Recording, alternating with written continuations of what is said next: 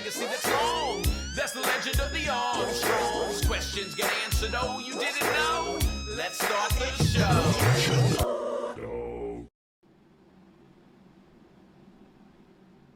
Welcome back to the show. It's Road Dogg and Casio, and you're listening to... Oh, you didn't know.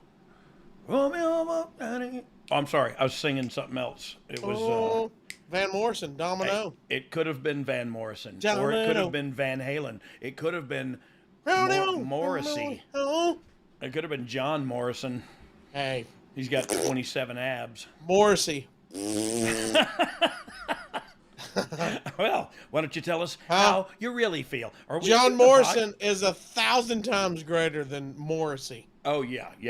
Because of his 11 abs. He just got in a UFC fight.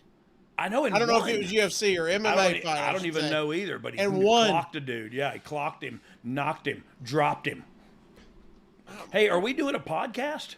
We are doing a podcast. Now? We're having a good time. We're going to get into... Ooh. Let's get some fun stuff out of the way, because we're about to talk about the time that you ended WWF in 2000. Well, I didn't end WWF. They ended me. But let's be honest. Which time? I was about to say, that's why we had to say in 2000. Yeah. So cool. We'll talk about my downfall and my spiral into hell and damnation and me getting fired. But sure, let's first talk about a thankful minute. We should... we should start on some high notes, all right? Sorry. So, a couple segments that we started doing the last few podcasts, we're not going to continue. First up, it's our meme of the week. Producer Dom throws anything up, a meme, usually wrestling meme. I think these are all going to be wrestling memes. Wrestling and then related. me and you react on the fly. What is the Oh You Didn't Know meme of the week? Me with the weird lightsaber I found under my...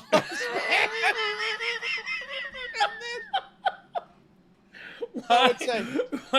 So if you're not watching... Yeah, this is incredible. For one thing. Yeah. If you find something under your mom's bed and it's the size of a lightsaber, you got bigger fish to fry, my friend, and bring the malt vinegar. This is a story I'm waiting to hear. Bring the malt vinegar. Yeah. Hey, that was a funny meme. Leo Rush was running. Fergal McDivitt was chasing him. Yeah, that's not a lightsaber. No. But it did, however, have a kickstart and plug in. If mama's not happy, nobody's happy. Boy, I'm with you though. Lightsaber is serious. Yeah. Because I saw Mark Hamill get his hand cut off with one. Right. I mean, what can that thing do to what's other it gonna stuff, do in the bedroom behind closed doors?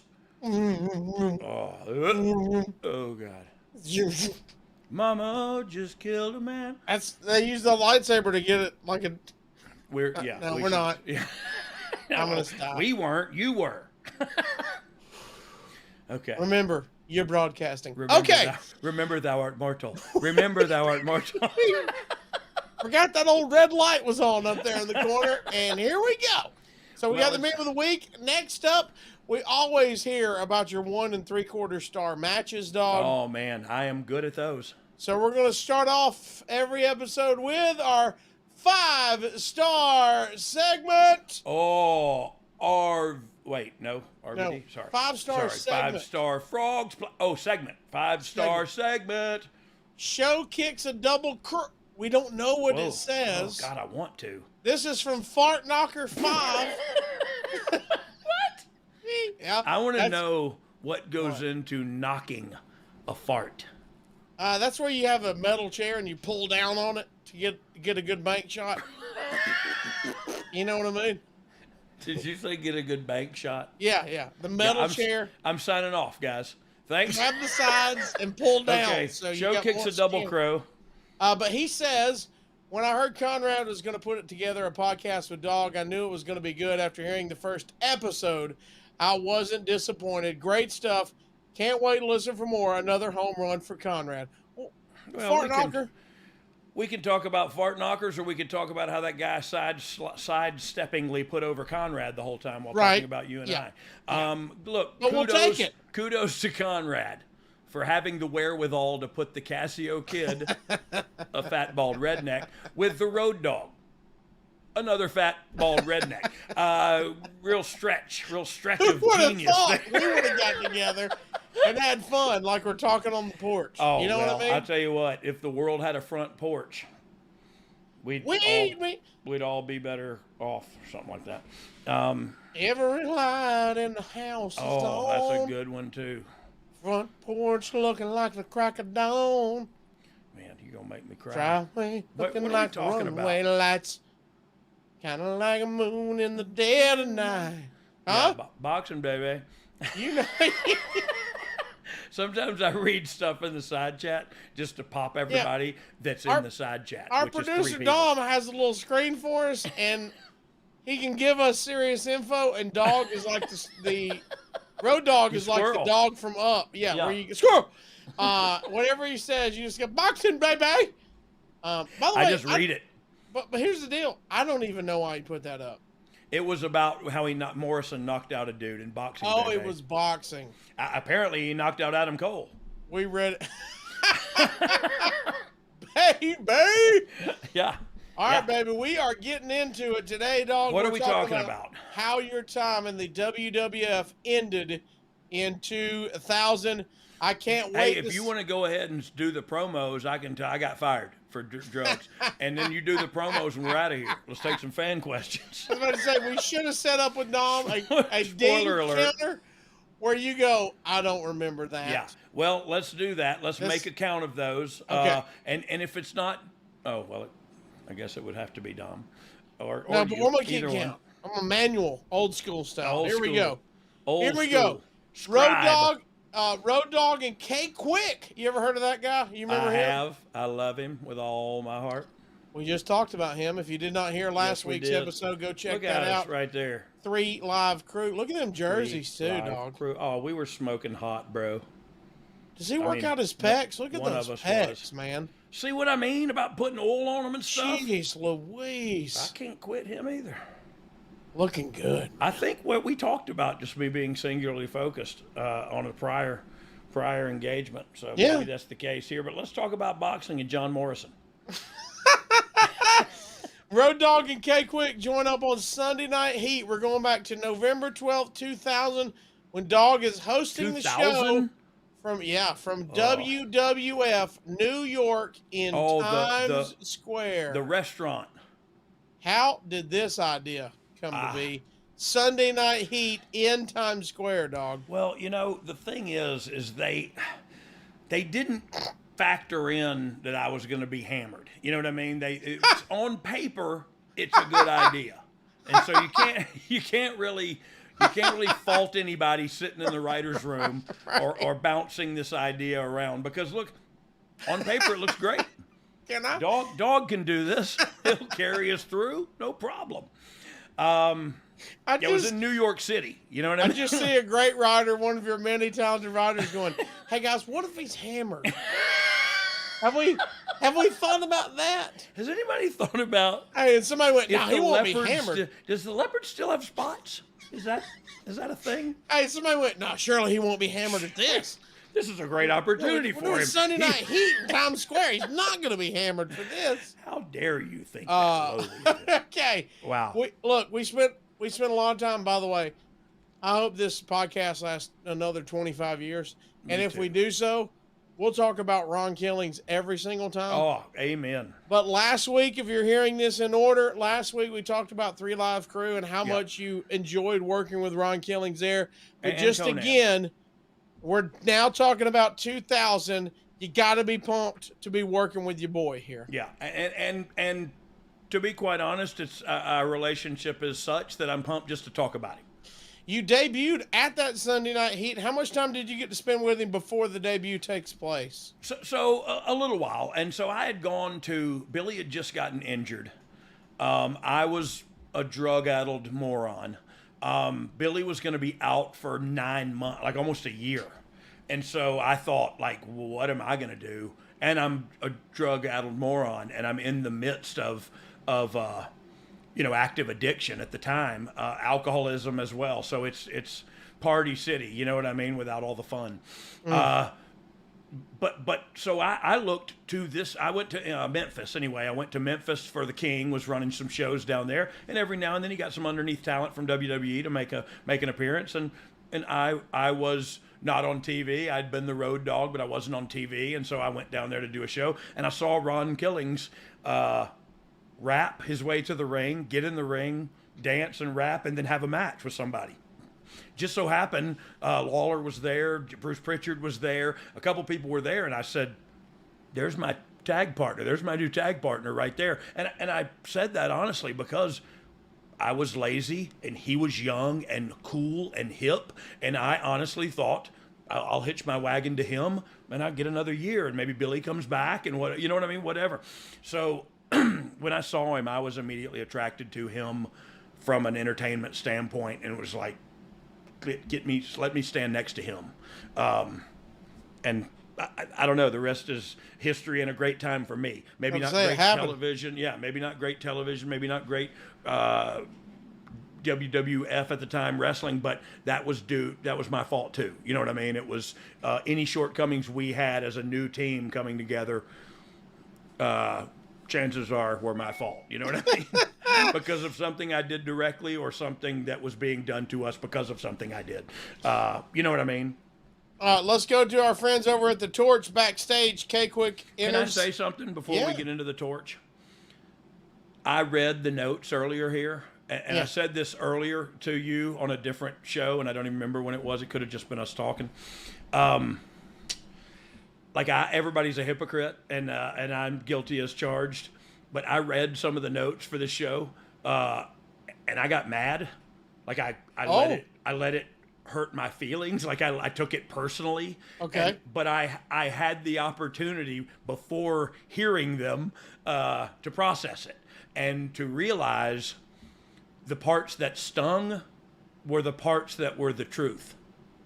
Wow. You know what I'm saying? The parts that made me get irritated or offended or whatever were the parts that were 100% fact, and still to this day, this longer, it still stings to realize. You know what I mean? And that's the truth. That's my truth, and that's my reality. Now, read the soul-crushing review. Well, look, here we go. From the Torch, backstage, K-Quick enters the locker room and meets with Road Dogg. Quick wants to talk to Dogg and wants the security guys to leave. Dogg tells Quick to not eat his strawberries. So that's what Quick does when Dogg leaves. Strawberries. Where are they? They were dipped in something. Really? Yeah. Chocolate? Yeah, as far as you know. Yeah. Road Dogg comes out to the stage and is the special guest host of the program this week. Dogg says he visits a lot of places and forgets some stuff. Dogg mentions that he recently got a town wrong, and Dogg noticed that he was in Cleveland and thought he was in Detroit. That didn't end well for him. Dogg will not forget New York City. So this was my first little soiree into trying to do stand-up comedy. I had like 2 minutes to fill of just talking. And so it was like, I'll just tell a story about how stupid I am. Which, by the way, I don't remember if they popped or not. Or they may have doing a lot of comedy on stage, it works a lot if you'll just tell how stupid you are. Yeah. Well, I had no choice. Dogg is going to mark his spot in New York City. Dogg proceeds to tell an awful joke about pooping on the ground and blaming a dog and proceeding to hump the dog. Well, look. Dogg is going to show that he can rock the house doggy style. Yeah. Dogg, when you hear about this, recap. What do you remember? You mentioned I had a field time. I remember humping I'm doing the dog. stand-up. Well, that's a highlight. I'll give you that.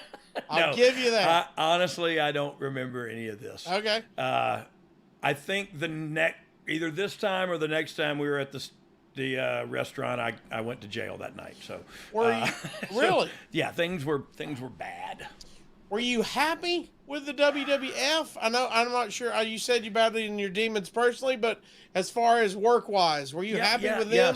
Yes, I was. Look, I kind of got exactly what I wanted. Billy got hurt. I was alone. I saw Ron Killings. I said, can I tag with him? They put me with him. Like, I was kind of getting whatever I wanted, and this is the part that stings, slapped him in the face with my behavior.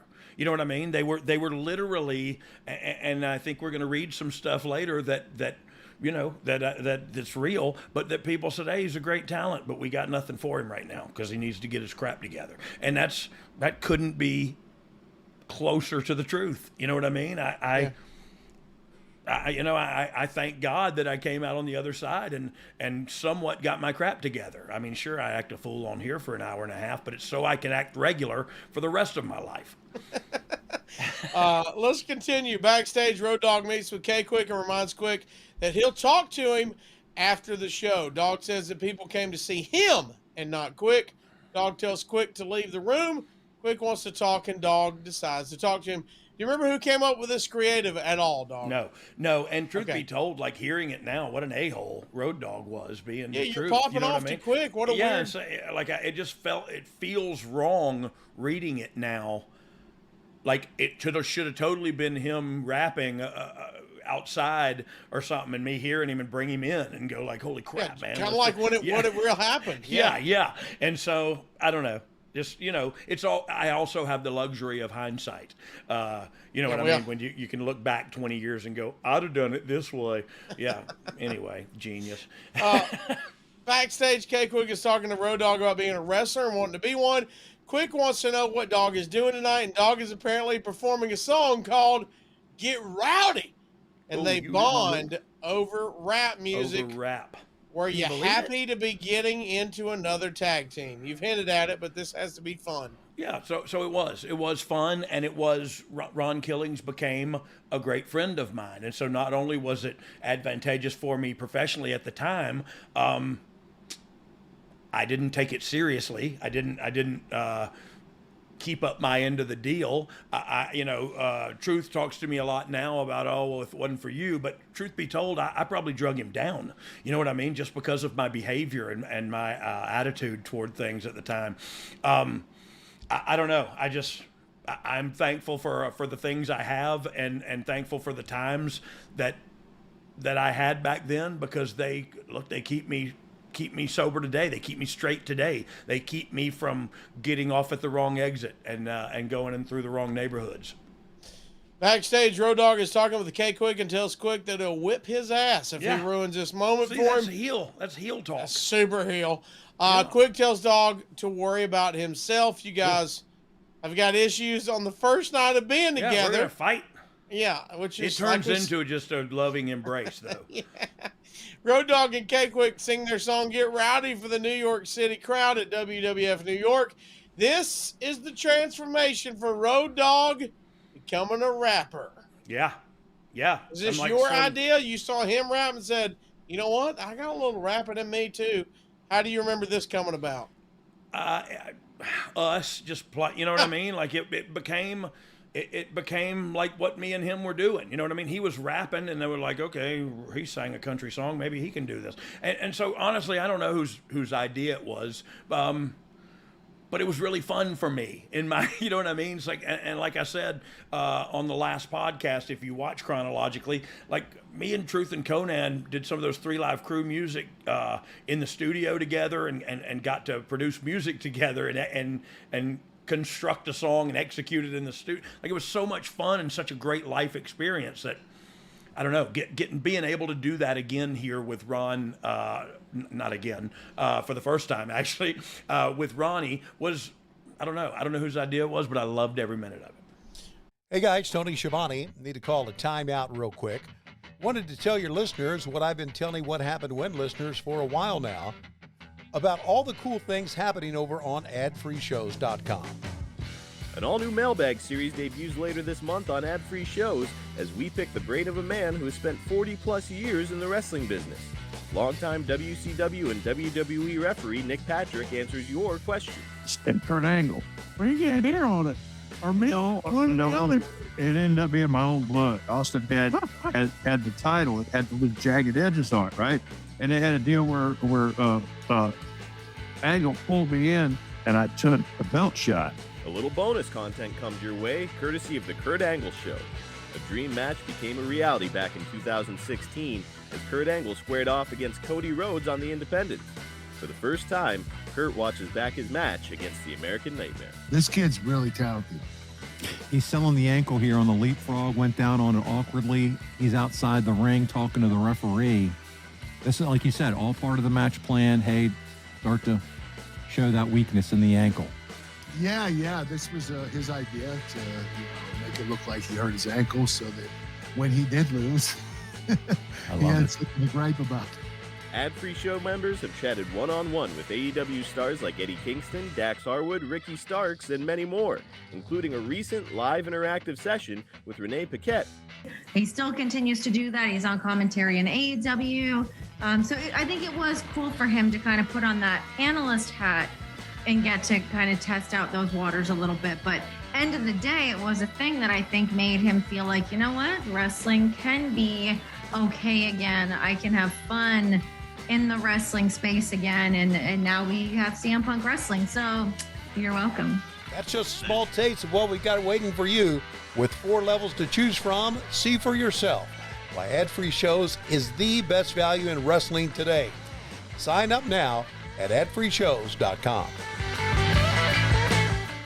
Raw 11/13/2000 from Columbus, Ohio. The Observer says Regal beat Road Dogg via DQ in a European title match. Road Dogg had no voice, which was too bad since the segment called for him to rap and not wrestle.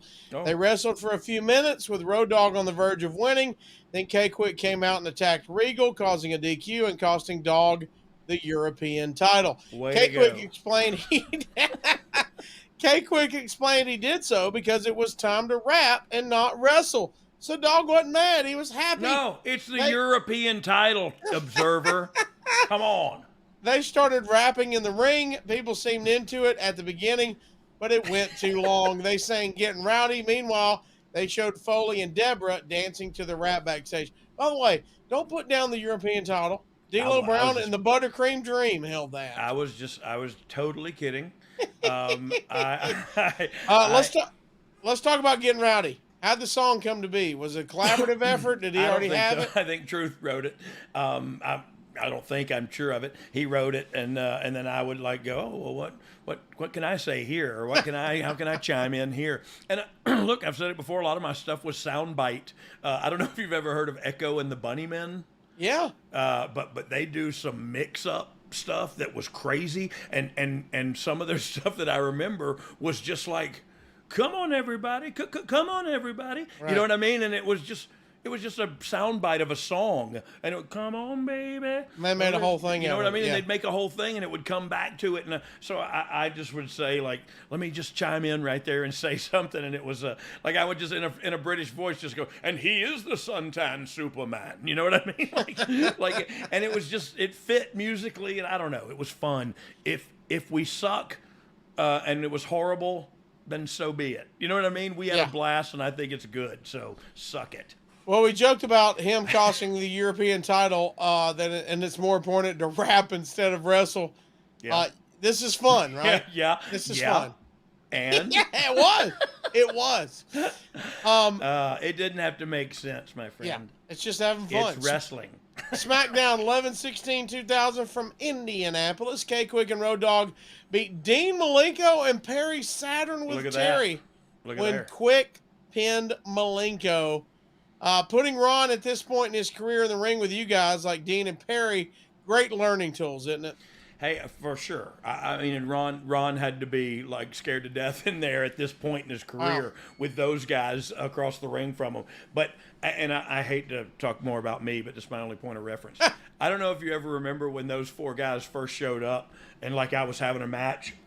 And like they'd been just sitting in the crowd for a couple weeks, and it may have been this night, but like I got bumped over there by them, and they all stood up, and as I stood up, I just punched Chris Benoit right in the head. as hard as I could, and I just thought, "Come on, boys!" You know what I mean? Let's do go. it. And sure enough, they went, and the story went on from there. But I remember thinking to myself, I'm going to stand up here. And they said, like, well, how does it blast off? And I said, well, please let me punch one of you first. You know what I mean? Like, then beat the snot out of me, but please let me have that moment of, oh, God. Bam! That was you know the spark. That was the spark for that entire thing. And you hit the biggest guy, right? Or the toughest guy you think. And you go, ah! And then everybody kills you. And I just remember that in my head, and it was cool. Remember when you were a Beatle? That was cool. You ain't but Chris Farley, Saturday Night Live, nicely done. Did you guys ride together, you and Ron? Oh yeah. You can't smoke weed together if you're not in the same car. Well, that leads me to my next question. What were your demons at this point? Everything and anything and all. Whatever of the you above. could get. Yeah. And Ronnie, bless his heart, didn't know about half of it and was doing the other half with me. So, but he never had the monsters that I had. You know what I mean? He kind of kept it at bay and always has. So kudos for him. I was a different animal. Survivor Series 11/19/2000 from Tampa. The Observer says, second match on the card, Chris Benoit and Dean Malenko, Perry Saturn and Eddie Guerrero beat Billy Gunn and Road Dogg and K-Quick and China in a traditional Survivor Series elimination match in 12 minutes 43 seconds. They got China out quick, with Guerrero hitting her with the IC belt and Saturn pinning her in 2 minutes and 30 seconds. Gunn pinned Guerrero at 6 minutes with a bad-looking net breaker. K-Quick tagged in for the first time. He worked some great athletic spots with Malenko, moving great but looking very green, including blowing one spot. Well, you mentioned it. It's fair to say he's green at this point because he is. Yeah. But go ahead and bury him, Observer. Go ahead. Thank you. Thank you. Think we're burying him? Jiminy Christmas. He says they barely let him in the match, making him look bad in his Big Show in-ring debut. When Benoit pinned him in 7 minutes and 12 seconds with a German suplex. Saturn pinned Dogg in 8:49 with a Northern Lights suplex. This left Gunn versus Saturn and Benoit. Were you surprised, Dogg, that the DX connection wasn't played up more, or do you think it hurt that it was seemingly ignored? I mean, it might could have been ignored in that match, in that specific match. You know what I mean? Like, I don't know that it would have been a big storyline unless we were going to go to them in a tag match or something with them. So I didn't think about that, to tell you the truth. Okay.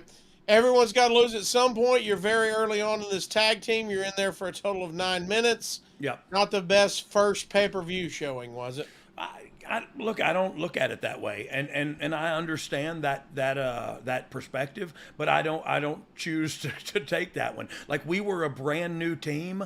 Well, we've been together, I guess, 6 or 8 months or 6 months at this point, but we were on a pay-per-view in a Survivor Series. You know what I mean? Like, I got beat too. Like, I don't know. These guys were great, and we're going to go up the card, and me and Truth might just be a novelty act. You know what I mean? They don't know what we're going to do yet, and they don't know what we can do yet, or what they're going to do with us. And so, I don't know. It's not fair to say, "Boy, you guys crap the bed here," and they really. I mean, look at how we're doing 30 years later, or however many years later, and Truth could still come out right now at WrestleMania and get a huge pop. So I don't think we did him any long-term damage. Raw 11/20 from 2000 in Orlando. The Observer says Gunn and Dogg and Quick beat Malenko and Saturn and Guerrero when Quick pinned Saturn after a 450 splash. Somehow called a 720 by Ross, but it was a 450 splash. He spins so fast that you'd actually lose count in the process of flippage. Our buddy JR is calling it live. It's hard to count. He's calling it live. It's hard to tell. Yeah. Is he on the 49 or the 50? You know what I'm saying? Yeah. And Cutting then some slack. Gunn hit the famouser, of course. People are so quiet when Dogg and Quick do their rapping. I think you had it right the first time. Quiet. They call him K-Quiet. I don't know. Do you think the rapping was the right product for the WWF fans at this point? I do. And I think it always is and always will be. Because I think while it might not play as well to a live audience at a wrestling show, I think they would download, and I'm just spit all over myself, actually. I think they would download music performed by wrestlers that is actually good. And I believe that with all my heart, and you could never make me think different. So I think music is universal, bro. Let me ask you this. This is for me personally, just wondering, because in stand-up comedy, there's hey, you want them laughing, but to me, the second best is quiet because it means they're at least paying attention. The worst is talking and milling about and not doing anything. Is that the same in wrestling? Do you at least go, well, they're paying attention? They're not booing or chanting. It's the first thing I thought, but I thought whoever is against me would consider that an excuse right away. But the first thing I thought is, look, when I'm saying my catchphrase, they know every word. They're saying it with me. When I'm rapping a song, they don't know. They never heard it before. We've heard it twice. I don't know the words. So I don't know what they're doing. They're just digest it. Yeah. And they're, also a captive audience. Like we're doing this rap at a wrestling show and they got no choice but to sit through it. So I don't know what their quiet reaction for, but thanks for bringing it up. Percival Positivity. The next week on SmackDown, Fort Lauderdale, Observer says RTC did an interview and said that RTC is Right to Censor. Correct. Right to Censor did an interview and said that everyone in America were scumbags that watched wrestling and didn't spend the night with their families, and they wanted to ban Road Dogg and K-Quick's rapping. Yeah. Venus. I get that. Venus beat Quick when the RTC distracted Dogg, and Ref and Richards used the Steven kick. Oh, the Steven kick. It's a super kick, but with the first name Steven. Right to Censor. You mentioned them, Dog. What'd you think of this gimmick? I loved it. Yeah. I really did, because I think it's so easy. Like, you don't tell me what to listen to. You know what I mean? Like, it's such a basic guttural reaction to somebody telling you what to do. You know what I mean? It's the whole gimmick is, you don't tell me what to do. You're not in charge of me. You can't out philosophize me. You can't, you know what I mean? You ain't the boss of me. Yeah. If you are, I'll shoot you a bird and give you a stunner. Raw 11/27, 2000, Ames, Iowa. Road Dogg and K-Quick earned a title shot for SmackDown, beating Venus and Richards. Sloppy finish, and y'all got beat too early, though. He's green, blah blah blah. Hey, what's that? What's that jersey you got? Oh, you didn't know? You better ask somebody. The DOWG and K-Quick, we're getting rowdy. Look, it's an orange jersey. What does it say? Bath? It says buff or bath. Or, I'm not sure, but I remember I bought two of. It could say butt. I'm not sure, but I remember I bought two of them and gave Truth one, but he looked better without his on. So. I myself needed it, and the overalls. When did you guys know you're now getting the title shot here? When did they start talking about you guys getting a big push and start getting a little some more TV time? Well, look, so we didn't talk about that. We didn't find out. We just kind of felt like, okay, cool, they're doing something with us. You know what I mean? Yeah. And so they were trying. And truth be told, I said this earlier, and I said it in a joking way, but it's the only way I can deal with my past without running my head into a brick wall, is with comedy. So, I take full responsibility for this rocket that they were kind of putting on us to jump Snake River Canyon, much like Evel Knievel. I petered out about halfway over the canyon, and they fired me. We'll get to that momentarily. Right now, let's hear from a sponsor. Athletic Greens is a proud sponsor of this show. We thank them for coming through for us. Because, look, hearing about your bast, that might tear up your gut. But if you need to get it back in check, see our friends at Athletic Greens. Amen. The cool kids call it AG1, by the way. AG1, dog. AG1, a special blend of ingredients, supports your gut health, your nervous system, your immune system, your energy, recovery, focus, and aging. All of that in one delicious scoop. Look, and everybody's scared of illnesses and sicknesses, and this the probiotics is for the gut health, the immune system stuff is there. So this is all that you need. Instead of a gut wrenching handful of pills, you drink one scoop once a day AG1, AG Greens, as Casio kids' wives like to call them. But yeah, it's one slug a day, and you're good to go. And so, tell them more about your high quality poops, Casio. Well, well, what I was going to say, you brought it up. I normally do radio during the week, and I do a morning show, so I'm getting up and jetting out of the house as fast as possible. I don't have time to cook a big meal for breakfast, and so that's my favorite part, is that how easy it is. Yeah. It's one scoop.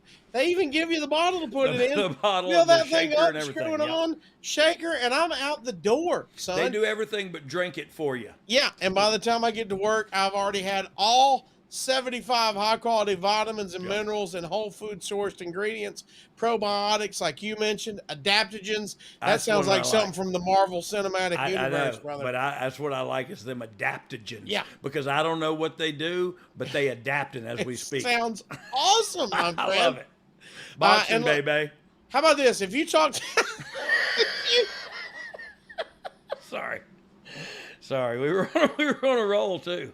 That's on If me, you- dog. If you talk to anybody right now, most people you talk to are taking some kind of multivitamin, and it's important to choose one with high quality ingredients that your body will actually absorb. A lot of those are overloaded, and your body can't even take all that in. AG1 is a small micro habit with big benefits. It's one thing you can do every single day to take care of yourself.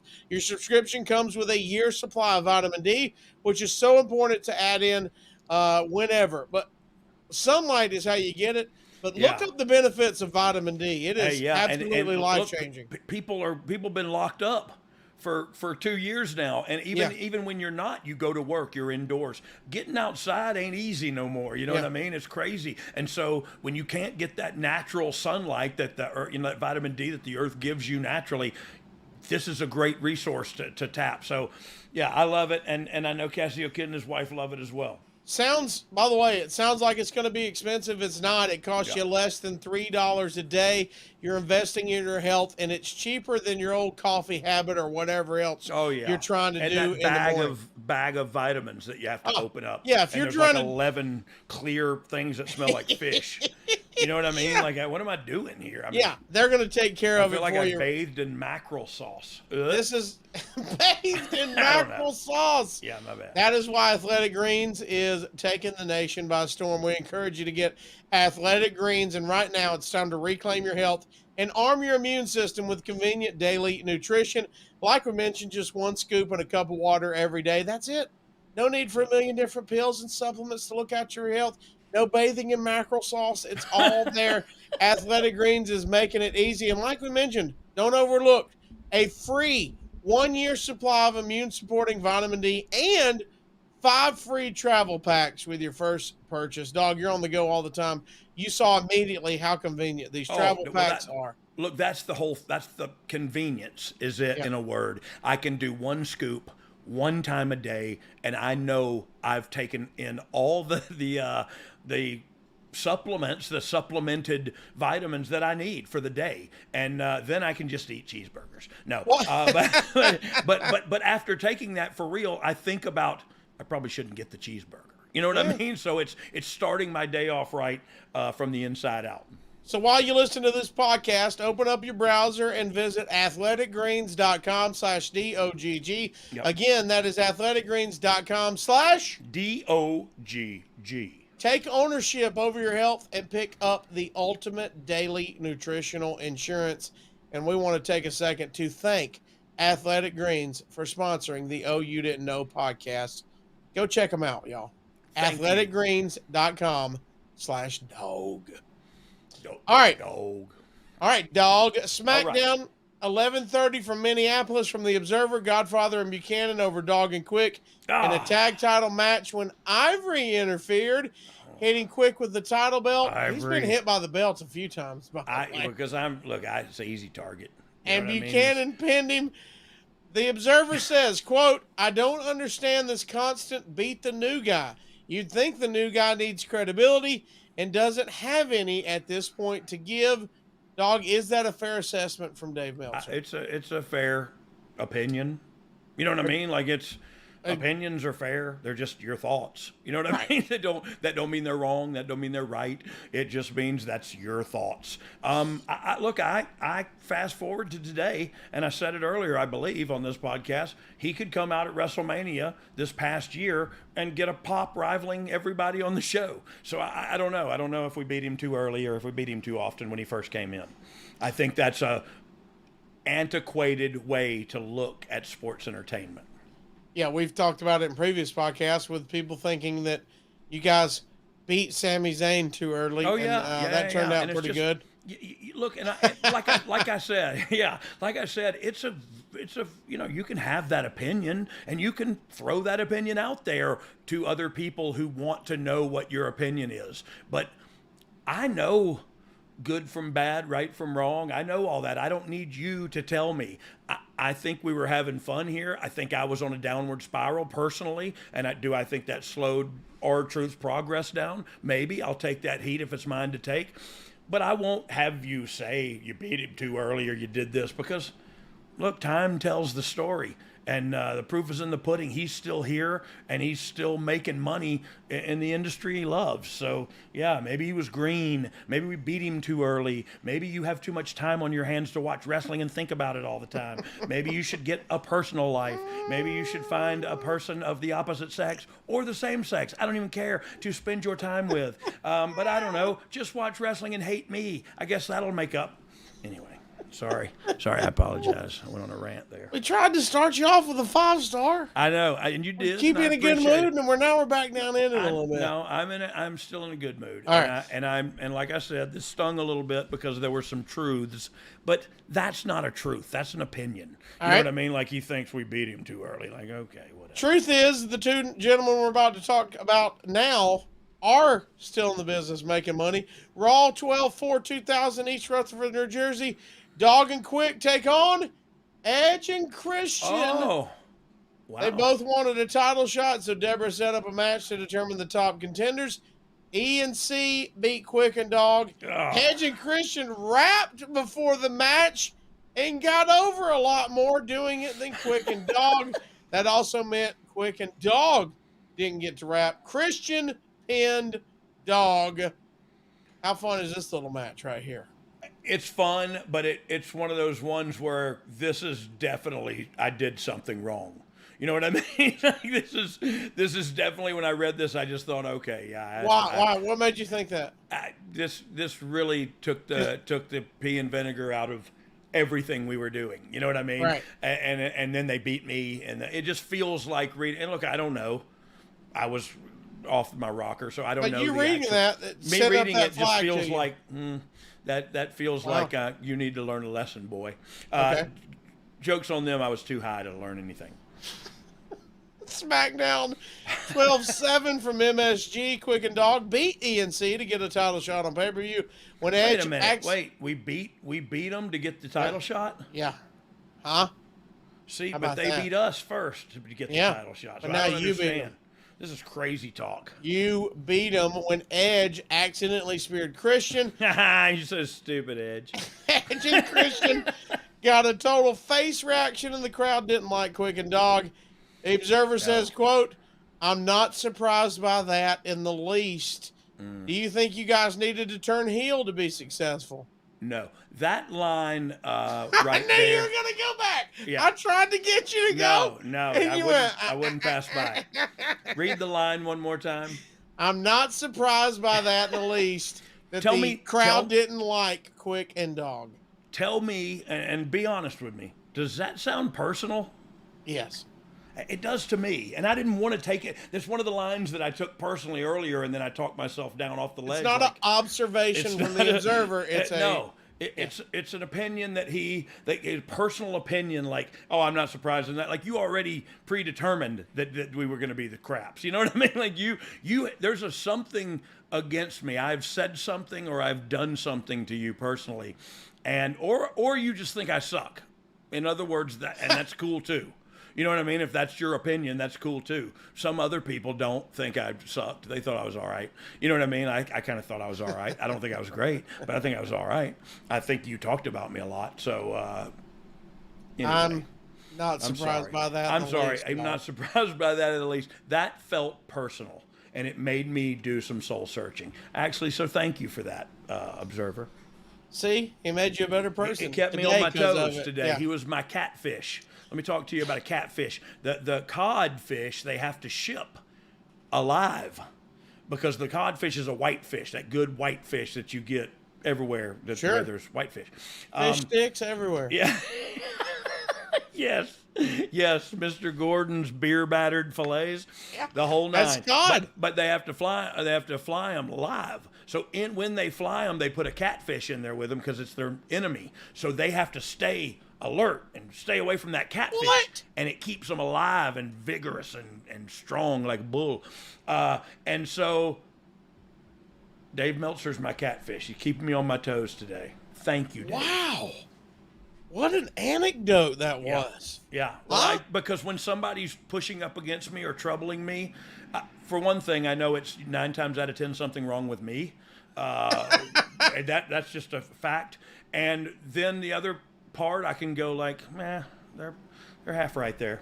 So, Well, I'm not surprised by that in the least. All right. Armageddon 1210 from Fort Lauderdale. The Observer says Edge and Christian regained the WWF tag titles in a 4-way over the Dudleys, Dogg and Quick, and the champs, Bull Buchanan, and my favorite is there's a typo, the Good Father. Who's, by the way, a different character. That might not be a typo. It might have been called the Good Father then. Why didn't we ever bring him back as the Good Father? I don't know. Yeah, that's good. K-Quick did a dive off. Oh, he was the Good Father. When he was in Right to Censor, he was the Good Father. Oh yeah, I forgot this is Right to Censor time. RTC, dog. K-Quick did a dive off the back of Dogg over the top on Buchanan and Goodfather, who caught him, and Goodfather delivered a shoulder breaker on him. Finish saw Steven Richards deliver a weak-looking DDT on Devon on the floor, while Christian did the Tomokaze move. I have no idea what that means. Oh, he spelled out B-U-H, Bubba. Bubba. Yeah, that makes sense. Bubba. There was a weak looking that I wasn't surprised by that at all. Right. Weak looking DDT on the floor to Devon. Edge scored the pin, 2.5 stars here. Raw 2000, 12-11 from Memphis.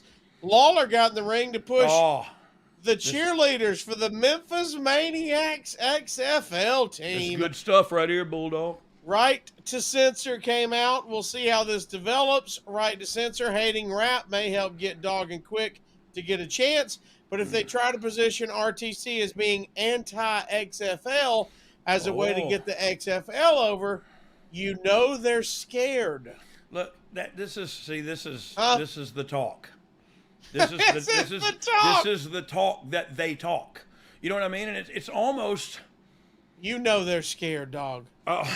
No, he's talking about other people. Like he has no idea what people are scared or not scared. But it's just personal opinions and the good thing for him personally, he being a Meltzer, is that people give weight to his opinions, and so they hear a lot of the stuff he knows and he gets right, but a lot of the stuff he doesn't know and he doesn't get right. But because his opinion carries weight, people listen to it and they're like, oh, well, he said this. Well, he's right 50% of the time. You know what I mean? Just like a broken clock or MSNBC or Fox News. You know what I mean? You get half the truth half the time. Lawler and Dogg and Quick beat Richards and Buchanan and Goodfather 54 seconds when Lawler pulled down the strap, threw the punches to Richards, and pinned him after a fist drop. Since they were in Memphis, it was a huge crowd reaction. Many of the newer employees couldn't figure out why the crowd popped so big. This is what I love. When Lawler pulled down the strap. I don't know why I'm on about this. I told you I was going to be. I thought I talked myself down, but I'm back The up on newer that page. employees, dog. The newer employees did not know who Jerry the King Lawler was when we were in Memphis. I want to find that newer employee and I want to smack them in the mouth because they don't know anything about wrestling. Like, oh, they don't know about Lawler pulling the strap down. Really? They know about Fukamishin Notu doing a Tokamino drop on the goddamn barricade, but they don't know who Jerry Lawler is. It's just, come on, man. And I know I made up some fake Japanese words there because I don't know what they're called. I don't know what the moves are called, but because you do, y'all say it all, but you doubt that people in Memphis know who Jerry Lawler is. You doubt that the new talent know who Jerry the King Lawler is. He's come on, man. Do I really? Are we talking? Can we use the torch only from now on? I'm gonna put that in our rider. We'll kidding. get some M&Ms and use I'd that rather use the Good Father, to be quite honest with you. Hey everybody, this is Ian Riccaboni, the voice of Ring of Honor Wrestling. Say with Conrad, they were very appreciative of my time and they really worked with my schedule. Conrad's team met me at the hours that I needed to meet them to walk through the specifics. The paperwork was clear, the communication was clear to make the decision super easy to work with. So we actually went from a 30-year mortgage, we refinanced down to a 15-year mortgage, and now our house is going to be paid by the time the kids go to college. If you want to save like I did and like Nick Aldis did and so many others in the professional wrestling world, please go to savewithconrad.com. NMLS number 65084, equal housing lender. Woo! It's savewithconrad.com. Speaking of Lawler and Memphis, this is a great rub here in Memphis for you and Ron. Of course it is. And Lawler knew it was the right match to do it with us. You know what I mean? Like it was a match made in heaven, and rightfully so. Sunday Night Heat in 12-17 in Little Rock. Road Dogg and K-Quick defeated Bull Buchanan and the Good Father with Steven Richards when Road Dogg pinned Buchanan after a spin kick from Quick. After the match, all three members. I was about to say, after a spin kick. No, not from you. That didn't come from me. You just pinned him. You cleaned him up. Right. All three members of the RTC attacked their opponents. The RTC at this point, Dog, seemed to be death for baby faces. Were you worried about them being in this spot? No, or were you I focused wasn't. on you? Look, I'm focused on drugs at the time and drinking and partying and I was going through a divorce and it was just a bad time for me. You know what I mean? And I've had several of these, by the way, as you can listen if you go through our closet there of old, I don't know what that's called for some archives. Reason. Yeah, that. You'll find out there were several down periods. I thank God that I'm on the upside now, and that I kicked out, and that I'm doing fine. Look, the Good Father is all I got to say. The Good Father. Here we go. The next TV taping is when everything seems to blow up. Oh God. So here we go. Observer 1101. This stuff hurt my heart to read. Which, by the way, we all thought we were going to die from Y2K, but so we survived. Yeah. And now y'all got to go home. Here we go.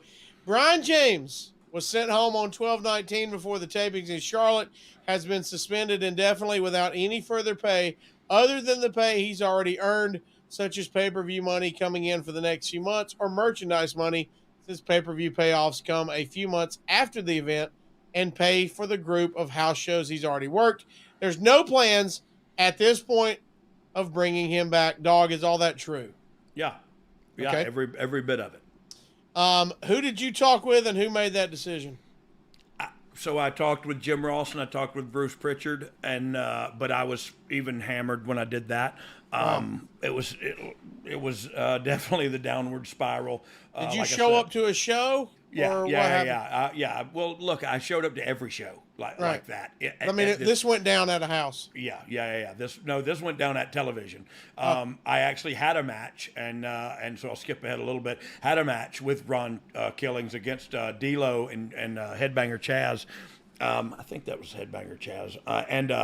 And I was messed up. And I made it out to the ring and made it in the match and Metal and jacked. Oh yeah, Lowdown was there. Yeah, D-Lo. Yeah, they were low down. And so yeah, I had a match with them, me and Ronnie, and I was messed up clearly. I went out there, I had the match. I don't want to watch the match ever again. I'm ashamed of myself, and I'm ashamed of the integrity of my profession was destroyed by me. You know what I mean? And so that part hurts me the worst, that I would go out there and risk other people, and all those people are my friends, so they didn't do anything negative to me. But at the time, I probably was hot at them because they stooged me off or something, like nobody could tell I was screwed up. I'm bouncing off the walls trying to get the gorilla position. But look, that's on me, and there's no way, no other two ways to put it. And so that's on me, and it was a bad part in my life. Let's see what the Observer says. He showed up in bad shape the day before in Greenville, and the match with K-Quick against Lowdown for Metal Jacked was said to have been an embarrassment. The feeling was in the condition he was in. They were putting talent at risk working with him. The issues are said to be far more complex, and the feeling is he has to straighten his life out before addressing the question of possibly returning. James has already been through rehab a couple of times. Yeah. That's all true. You know what I mean? Did you talk to Hunter, Sean, Billy, those guys? No. Or is it like you said, you were embarrassed and went home? Look, they said it. They said it. It was, the match was an embarrassment. They also got it kind of wrong. They were like, I had the match. We wrestled in the match. And it was an embarrassment. And that's the part that hurts my heart the most, is because it's look, and I talk about it being funny baloney wrestling and all that, but it's also very important to me. So the fact that I went out there and did a disservice to the industry and the talent in the ring with me hurts my heart to this day, and that's just a fact. But that's one of the things where it motivates me. Well, don't drink again, you moron. Don't do drugs again, you moron. You know what I mean? Like it's a driving feeling that I use it as tackling fuel instead of embarrassment. But it is definitely both. I know you're fighting your demons here, and you're in the middle of it. They suspend you indefinitely. Yep. Were you ever worried about losing your job, or did you, in your mindset, were you thinking, "Oh no, this will all work out"? I honestly thought, I'm gonna go home and figure this out, and I'll be back. And next thing you know, old Jed's a millionaire, and I got a release. You know what I mean? It was like, okay, this guy's got problems. And I did. I had a lot of problems, and drugs were one of them. You know what I mean? And I had 99 problems, and my wife was one at the time. What was a problem? But it was all my fault. Every bit of it, the professional and the personals. I own it, man, because it was me. It was me being weak and falling into temptation and the drinking and the drugging and the infidelity and everything you can imagine. I did it all. Everything Tommy and Tommy Lee and Pamela did. We did. We fought. We videotaped. Anyway, no, it was a crazy time. You know what I mean? And they were right, because I was a liability at this point. I was gonna hurt their company from an optic standpoint for sure soon. You know what I mean? And so I looking back in retrospect and being honest with myself, I would have fired me long before I was fired.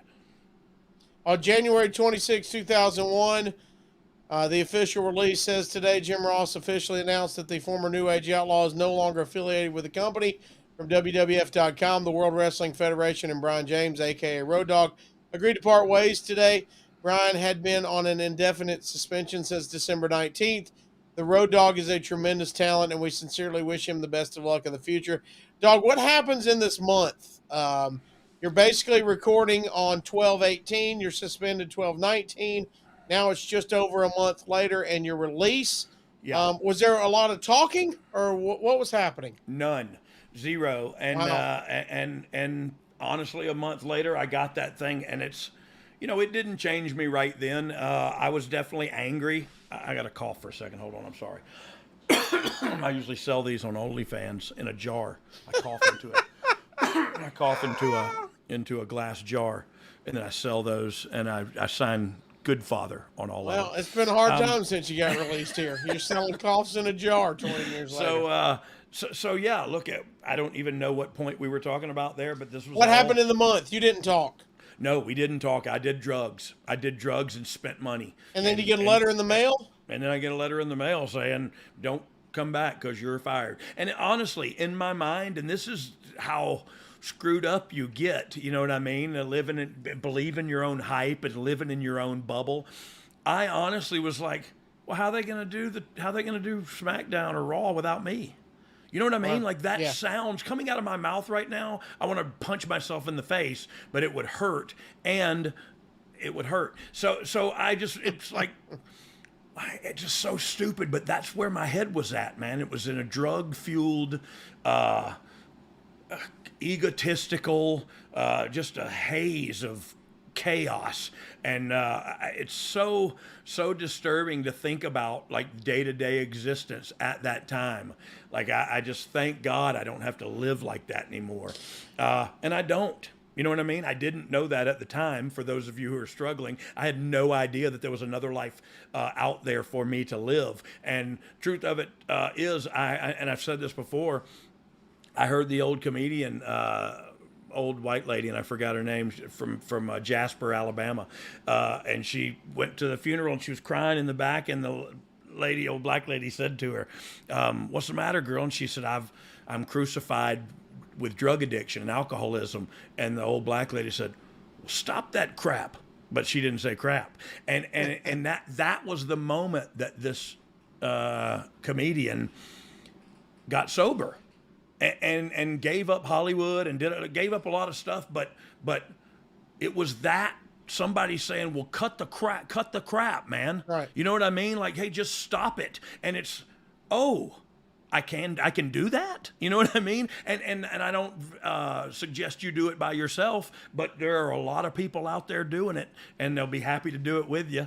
Anyway, I'm sorry I got on my soapbox. No, that's what we're doing this for. Let's get back into a little bit of the wrestling story at the time. The wrestling landscape professionally is changing rapidly. ECW is already closed and not running. WCW is clearly on its last legs. But Billy Gunn goes on a radio show and says, "You have a deal with WCW." The question is, did you have a deal with WCW? No. Okay. No, never. Well, the Observer verified it and said, Bischoff claims that isn't the case, saying that there would be no deal with Brian James at any time in the near future until he's cleaned up with his problems. He said that if his problems were significant enough that WWF would get rid of him, he wouldn't want to take him until there's an indication that he's beaten his problems. Did you ever chat with anybody in WCW at that point? So we're probably going to get into this story here. But yeah, I chatted with people at WCW, or what I thought was WCW, in Fort Walton Beach, but it was actually the WWF at the time because they had bought the WCW and I didn't know about it. And I showed up to WCW thinking I would talk to some people and try to get a job. And when I showed up there, I saw Shane McMahon and Pat Patterson and Gerald Briscoe, all my old friends that I had just left. And so, yeah, we ended up getting drunk and getting in a fight that night at the big bar, and we had a great time, and I was still unemployed. Who got in the fight? Me and Shannon Moore, and I don't remember who all. Maybe 3 Count was probably there. That's a fun time. Yeah, it was a fun time. I could see me and Shane Helms probably punching somebody. Well, before you got to there, WCW is still on its last legs. That not officially transitioned. Jeff Jarrett is over there. Are you talking to him regularly? Not at all. And truth be told, like, I'm embarrassed to talk to him. I'm ashamed of what I have become, and so I didn't want to talk to him. I didn't want anybody to see where I was at.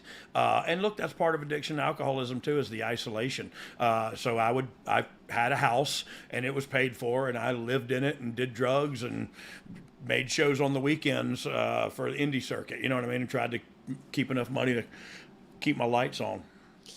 Did you think at this point that your wrestling career was over? No, because I knew there were independent places that I could go and work, and I knew I could still make a living in the industry. Not as good as I had been making, but I knew it was still possible to make a living in the industry. I just didn't know what it was going to look like. You know what I mean? I didn't know what that would. And when you get out there on your own, you don't have a machine behind you. You got to hustle, man. You got to hustle and pick up your you get the dates yourself. You get the flights. You got to hustle. And I'm too lazy to hustle. I was going to say, not only laziness, but doesn't go well with the drug addiction. No. It's you're bad. usually not hustling when you're news. battling it. Yeah. It's bad news. And then they would go, "Hey, are you coming?" And I would go like, "No, I'm not even answering my phone." I'm not coming. Next story from the Observer says, Road Dogg did a lengthy interview with Jeff Cole for Live Audio Wrestling this past week, talking about the problems that led to his losing his job with the WWF.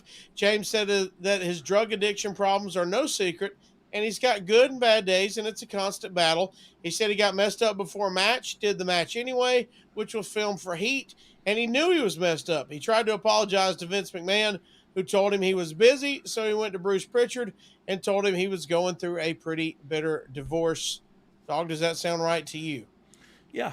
I mean, those are the headlines. Why do you remember this interview? Why do this interview? Did you just want to get idea. I had no idea. Don't even remember it? No clue. Okay. So there wasn't a, hey, I need to get a PR move going. It was just something happened. No. Well, if that... Somebody probably called you and you did it. Exactly what happened. Because, look, I would love to have thought, oh, it was a PR decision that you strategically thought about and made. No, not a chance. Nowadays, I'll be carny and doing stuff like that. But I never thought about that one time. I don't even know why I did the interview. I don't even remember doing the interview. At this point in 01, Dog, or is it drugs? Is it alcohol? Is it both? All of the above. All of the above. And it's all about finding oblivion, man, because I lived a life of fear. My whole drug addiction and just that whole thing was fear-based. And look, I still deal with a lot of fear in my day-to-day living. I still have horrible, I don't want to say crippling because they're not crippling because I moved through them, but anxiety. And I in the recovery world, they call it future tripping, but I call it casting, doubts on future, casting fear onto future events. And it's like, oh, I got to go do this tomorrow. Oh my God, what's that going to be like? You know what I mean? And in my head, I can make that molehill a mountain real quick. And so that's stuff I learned during learning to be sober, was learning to cope, learning coping skills that I didn't have. And so, I don't know, man, I was just a wreck and I was afraid of life and life's responsibilities. And so I tried to be as high as I could to escape them. And the thing is you kick out and you wake up and they're all still there, only now they're compiled. Never heard that. Go ahead. Go ahead. No. I was just saying, I didn't reach out to Jeff and them because I was embarrassed and I was isolating, and I had a couple of people that were close to me right then, none of which I talk to today, and they were people, steppers and fetchers, and they did kind of what I said and when I said, and that's what I wanted at the time. And I feel bad now, having put some people through some stuff like that, but I apologize to them, and I'll do it again if I ever see them again. Future tripping. Never heard that before. Very interesting. Future tripping. And it's just thinking about, putting fear on future events that ain't even happened yet. You know what I mean? Yeah. It's I know some people very close to me. Tomorrow. It's not even today. You know what I mean? And so it's part of that you can work through on your mind. And the other day, my son-in-law on Facebook said something to the effect of, if a guy's got feelings, screw his feelings, get through it. And I said, there's some truth to that. You know what I mean?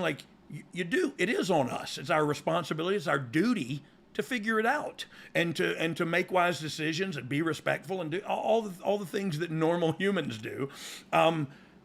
But you can also talk to another dude. If you're trying to talk to your wife about your feelings, like she's got different feelings. And truth be told, if y'all can talk about that, that's awesome. But mine's from Venus and I'm from Mars. And so I need to talk about, because my wife doesn't understand drug addiction or alcoholism. So I need to talk to another dude who does. And I get support and non-judgmental support because they've been there. And so it's empathy and sympathy. You know what I mean? And so it's so important to be able to talk to a dude, but it is your responsibility to figure it out. And I wish I hadn't have been 54 to friggin' realize that, but it's the way it works. I get in trouble for the other way. They're like, hey, man, that important thing's happening tomorrow. And I'm like, but what are we doing today? Well, Going on a jet ski today or something? Truth of it is, that's good, dude. It's the same problem. No, but it's the same problem. It can be a fault, though. It's the same problem. For sure. But, like, I don't want today to get away from me worrying about tomorrow that ain't even here yet. You know what I mean? Yeah. Yes, I have to make some plans. Yes, I have to do some things, but I really can't. I'm reading Dom's thing. Living in the present is so tough, and it's truth. It's the truth, man. You just got to stop. You got to be conscious of the fact that you don't stop and smell the roses enough. Then you have to implement stopping and smelling the rose. It's a process, man. And as you get older, it gets easier because you get fatter and lazier.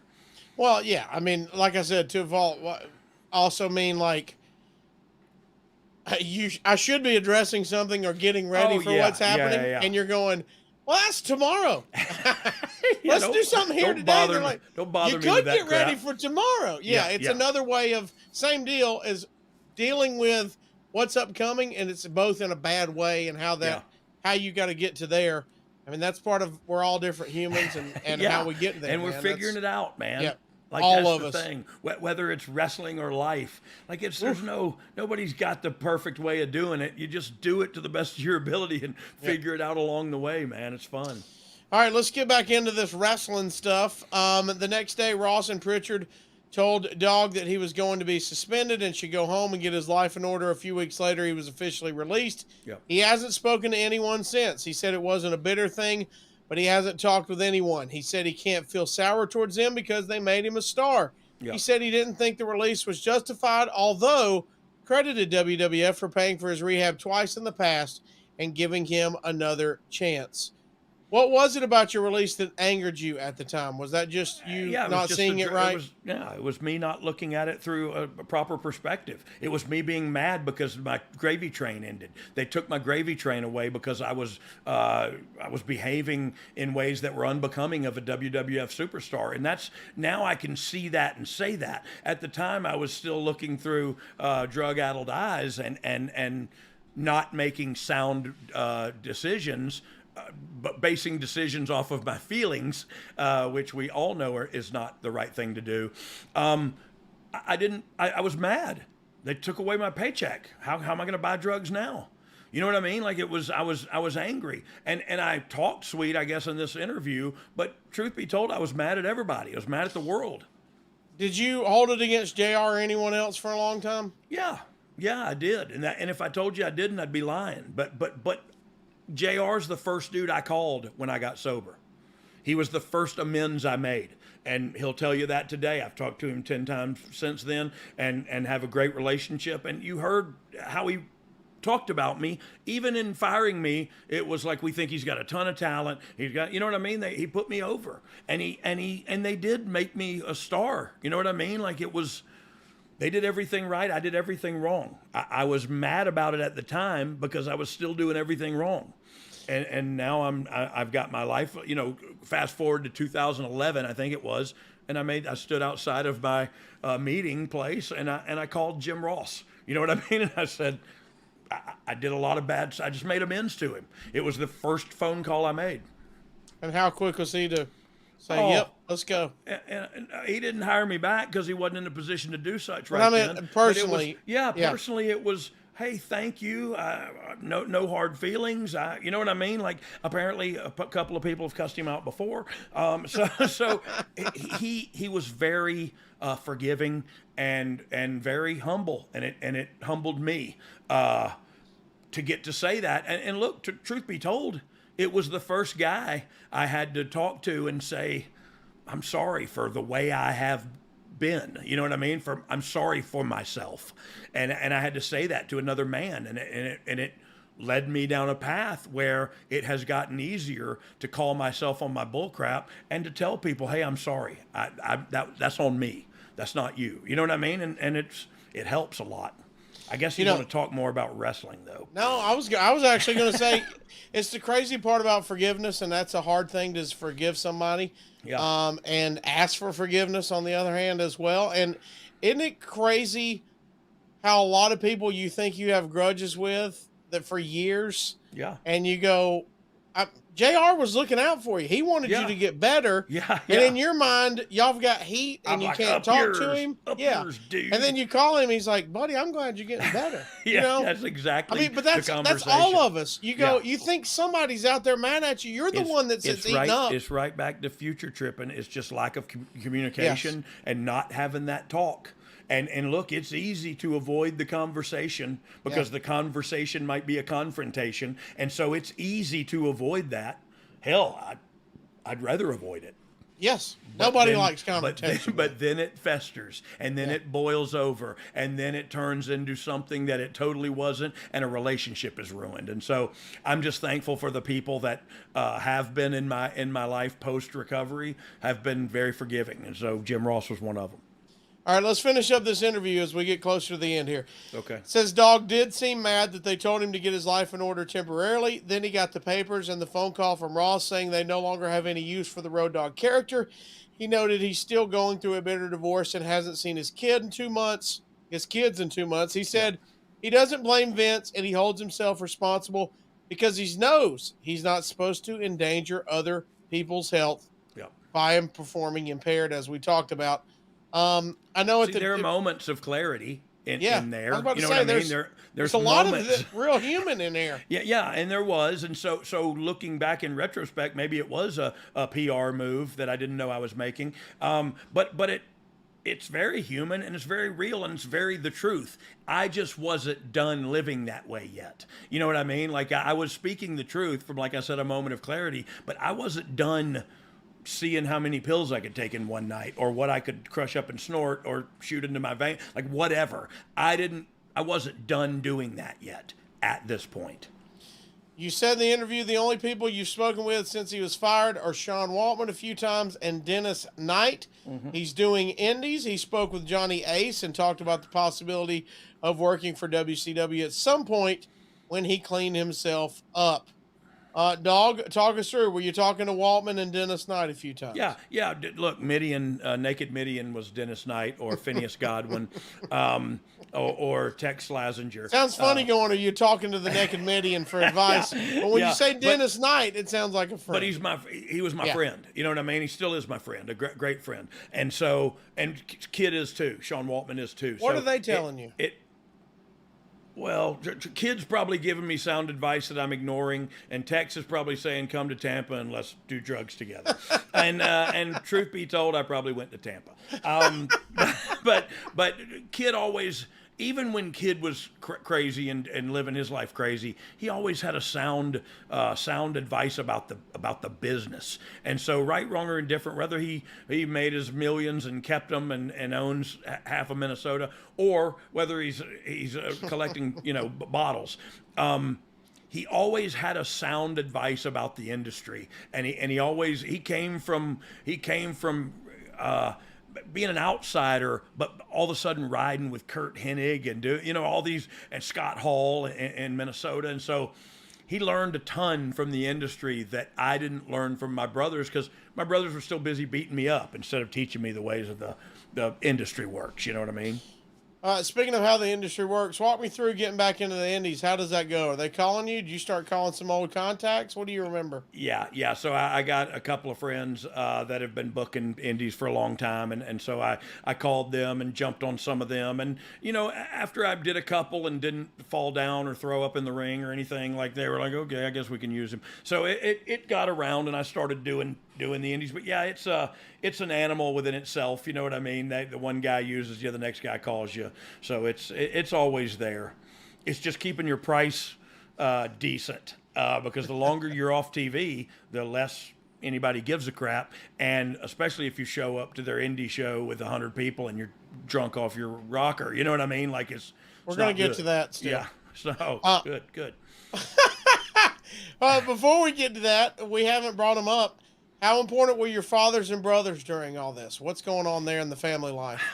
You know, truth be told, my whole family at one time was doing drugs and you know what I mean? So it was my dad, you know, people tried to give me advice, but I was on inactive addiction and in the isolation phase where it's just hide and be high and just maintain the place where you're going to do that at and try to keep the electricity on. And so it was, I wasn't listening to anybody, you know what I mean? And they would try to help me and try to get me a job here or get me a spot here or an indie show there. And you know, sometimes I'd go, sometimes I wouldn't. It was just, I wasn't listening to anybody. Let's bring up one story from Canton, Ohio. Civic Center is thinking of dropping pro wrestling from the building because of problems at a 318 show when Road Dogg no-showed. Dogg claimed he had an injury and ended up being replaced by Brian Knobs. Oh. However, the crowd of 650, many of which were papered, were very upset because it was never announced that he wouldn't be there. And then when the show ended, promoter Joe Zappia of Youngstown didn't give any refunds, resulting in the unhappy customers complaining to the building. It was the first show in the building in more than 1 year, and the headliner no-showed that one. But Zappia offered a free ticket to the next show, which took place 14 months later, as it turned out, by the way. But to quell problems at the time. Dog, any memories of this whatsoever? None, but I can totally see this, like, happening. Okay. Road Dogg lived in Pensacola at the time of the final Nitro on March 26, 2001. You've already brought this up. You drove to the show in Panama to basically try to get a job. You expected to get a job in WCW, according to the Observer, with numerous friends there after getting released. However, his timing of showing up in the final episode of Nitro was the worst case scenario. Dogg realized WWE was purchasing WCW and a job would not be available. Jeff has said that he was with you much of that weekend and he had no idea what was going on. Yeah, I don't think he did. I think it's all upper management making the deals, you know what I mean? And so talent's just showing up to do the TV, and next thing you know, Vince owns the joint. And Jeff was probably with me afterwards in the fight in the bar too. I just didn't want to throw his name in there until he did. Were you backstage for the show? If so, what did you think of the Vince McMahon promo on Jeff calling him fired? So, yeah, I was hammered by that time. Okay. As soon as I showed up early and found that out, I did not stay for the show. I went to a bar and I stayed in touch with some friends of mine that were at the show. Yeah, I didn't hang out. I was extremely embarrassed and extremely intoxicated. Well, a couple quick things. We'll wrap this up and get to fan questions. Looking back, Dog, you've talked about it. This is part of the journey. Yeah. You needed all this to happen to get to where you are right now, right? Look, I wish I didn't have to go through it. You know what I mean? Right. I wish I was smarter than that, but I don't learn things the easy way. I learn things the hard way. And I had to learn these things the hard way. And I was way too old when I finally learned them. And I'm still, I don't know why I just spit all over the camera. I'm still just learning to be human. Like I said one time before, like, I don't know, man. I don't know how to have a relationship. I don't know how to maintain these relationships. I'm literally 12 years old emotionally and spiritually and mentally, and you know what I mean? So I'm learning all this stuff for the first time at 54, and I probably should have been doing it at 14. But that's when I started doing drugs. And so emotionally and spiritually and mentally, I froze in time inside myself.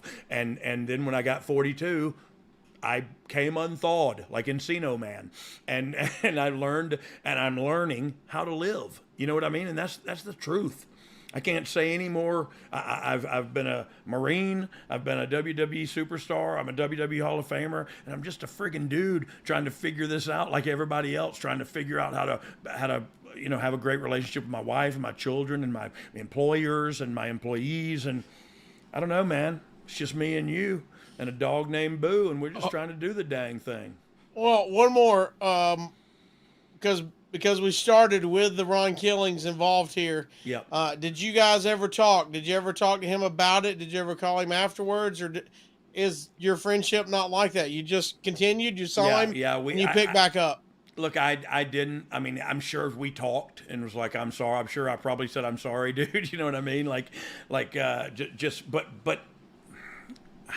I don't know, man. I wasn't thinking about his friendship, or I wasn't thinking about me and him's relationship and how will it withstand. I was just thinking about getting the next high, doing. On the flip side, he never brought it up, right? No. And look, now we talk and we joke about stuff because we've been through some stuff together, me and Ron Killings too, and so we talk about that stuff now like older gentlemen who have come through. You know what I mean? And come through solid on the other side. Thank God in heaven above.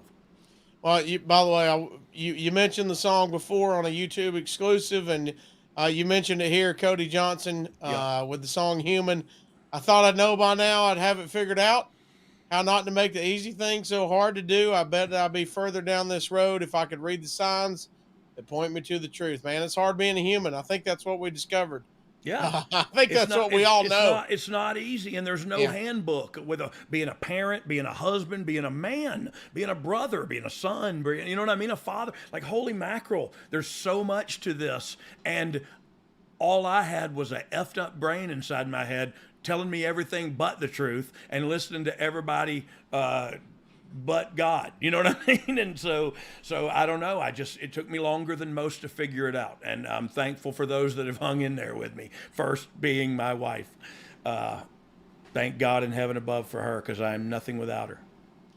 Before we get to our fan questions, Dog, we want to take a second to mention our good friends over at Fight Plus. Fight Plus is the ultimate digital platform for live sports and entertainment, and they're now offering a free 7-day trial at tryfight.com. 1,000 hours a year. Yeah, you nailed it. Yeah, I nailed it this time, because I said 1,000 hours a week. And which is a lot.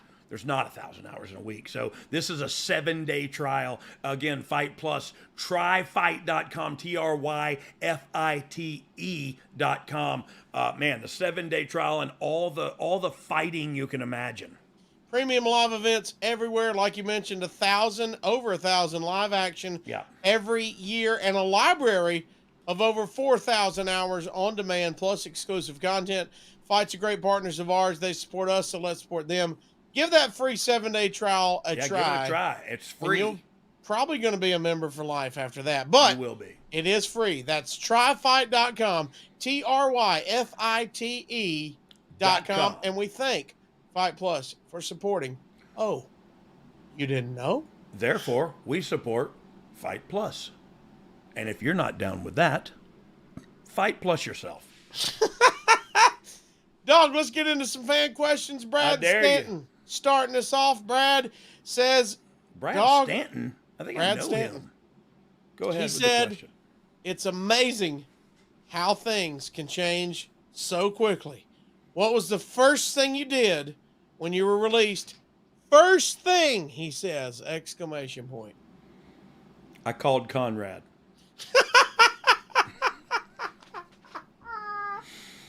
It's time to refinance. It's pretty true.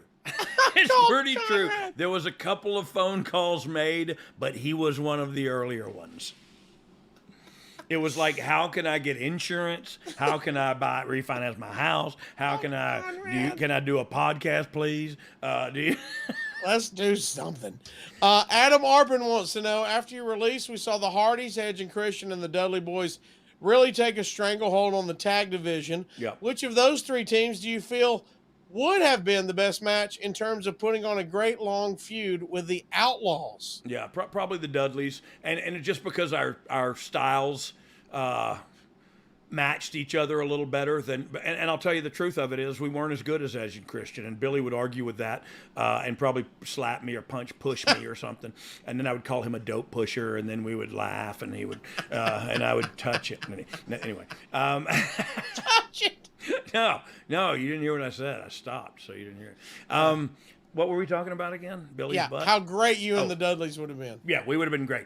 Edge and Christian were better than us. We wouldn't have had the chemistry with those guys because they were good, and the reason that they got a stranglehold on wrestling is because they upped the game, man. The Hardy Boys and the TLC matches, all that stuff, the bar was raised. And the New Age Outlaws, on their best day, couldn't have handled it. You know what I mean? And that's just the truth of it. Good thing we were done by then. Bryant Harimza wants to know, he's on ad-free shows. He said you had such an amazing run with DX before this point. Did you feel you had built up such good equity that you were untouchable and couldn't be fired?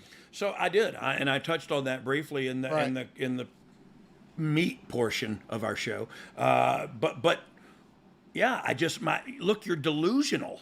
You know what I mean? Like, you're not only drug addled, you're delusional. Your thoughts are wrong. You know what I mean? Like, and I still, to this day, and it's funny because me and a real good friend of mine stole this, and we used to say this all the time: first thought wrong. And you probably heard me say that before, because I have to say that to myself a lot in my process of processing things. I have to say, like, my first feeling 9 times out of 10 is wrong. And that's the truth, and that's sad, but it's just the truth. I have to go like, okay, I'm mad. Just like today, reading the note, like, it hurt my feelings. And I thought, like, oh, well, why did it hurt my feelings? Oh, because it's true, and it's bringing up things that you don't like to talk about, because they're things that you like to keep in the dark, Brian, because you're an evil, sinful. No, but like, it's dark, and it's bringing that stuff up, and it hurts me. But talking through it and talking about it helps me a great deal. And if Dom were here right now, I would give him an Eskimo kiss. Oh, nicely done. He's got a huge nose. It's Pastor. It makes hunters look like Cindy Lou Who. That none of that is true, but just the jokes were funny. You know what I mean? Like, I think that works. Are you wearing a Bama shirt? Who's that on the shirt? Baron Von Raschke? Oh, Adam Priest. Oh, Alabama wrestler. Dang right it is. Hey, Damien's brother. Clearly. Oh, you didn't know? On ad-free shows, Pastor Tim hit us up. Oh, yeah. Pastor Tim said, Road Dogg, he said, I asked Jeff Jarrett this same question and would value your opinion. He said, what I admire most about you and Jeff is your openness about your struggles with addiction. I believe anyone can find themselves in the same situation given the right circumstances. With that said, what would you say to a family member that has a loved one dealing with addiction? Man, and that's the hardest part, is helping someone who is, and because it's thankless, and it's and they're just downright mad at you for trying to help. You know what I mean? You're the bad guy. For caring about the person enough to try to do something about it. So it's so hard to do that. I would actually suggest getting help from a person who is an addict, or a recovering addict, or a recovering alcoholic, to try to break that ice, because they have things that they can bring up that will touch a nerve with said individual, and kind of go like, okay, maybe this person knows what they're talking about. And look, if you're a person who has been through it, then you can talk to that person too. I work with my son-in-law who has asked me before, hey, I think I drink too much. And he's on a day 8 or 10 right now of 100 days he's going to try to do without. And it's not how I told him to do it. I suggested different things, but this is how he wants to try it. I support him. He asked for help as a man. You know what I mean? And that's so huge for a man to ask another man, especially his father-in-law. I just think it's huge, and I love the opportunity that I get to work with him. But yeah, talk to the person. Man, it's so rough. I would try to, like I said, I would try to get somebody who is a recovering addict to maybe touch base and spend a day with him, or to maybe a meeting or something. You know what I mean? There's ways to do it where, because a family member, sometimes we treat family members the worst, and especially when we're using drugs and drinking alcohol. And so it could literally cause, tears in the family. I would dare to say use an outside mediator, but by mediator I just mean recovering addict.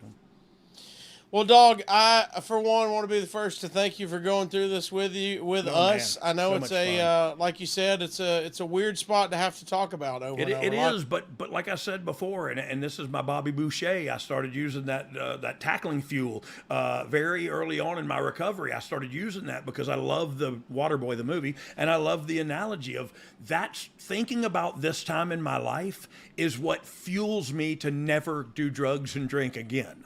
You know what I mean? Like that's that reality and that existence that I lived, and what a pitiful existence it was, is motivation today.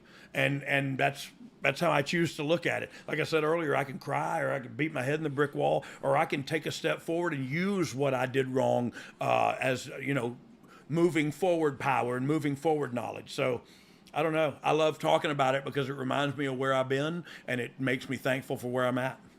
Well, let's get there. We're going to end on the thankful minute. We still got Awesome. Topp Dogg. Let me do a little bit of housekeeping. All right. Ad-free Shows has a free trial going on right now.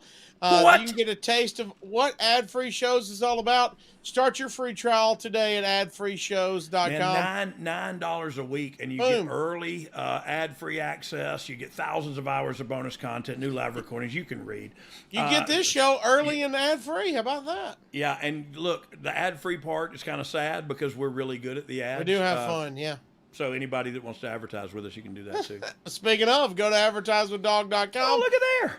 We can talk about your product, talk about your event, talk about your website. Hell, we'll talk about you.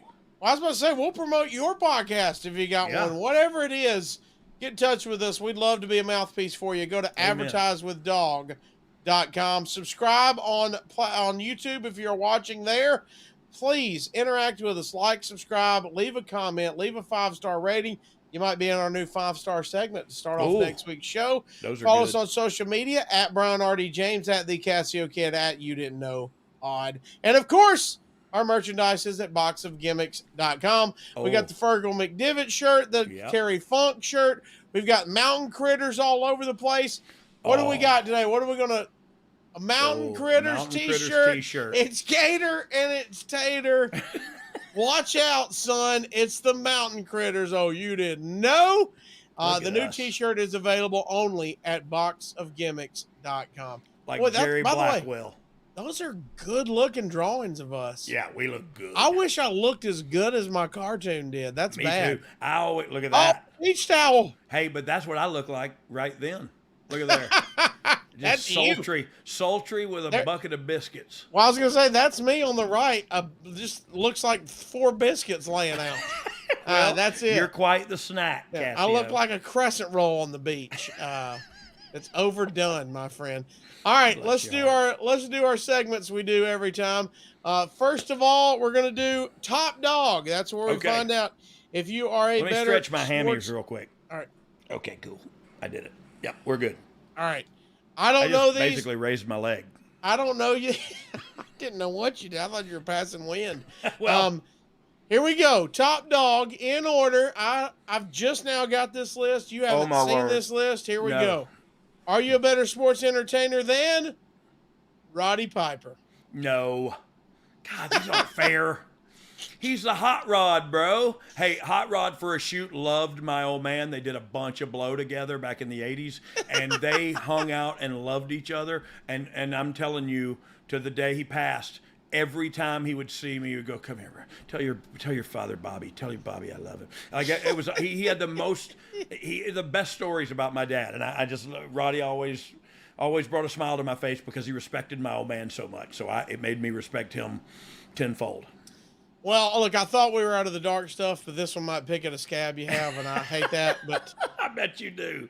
Are you a better sports entertainer than Chuck? Oh, man.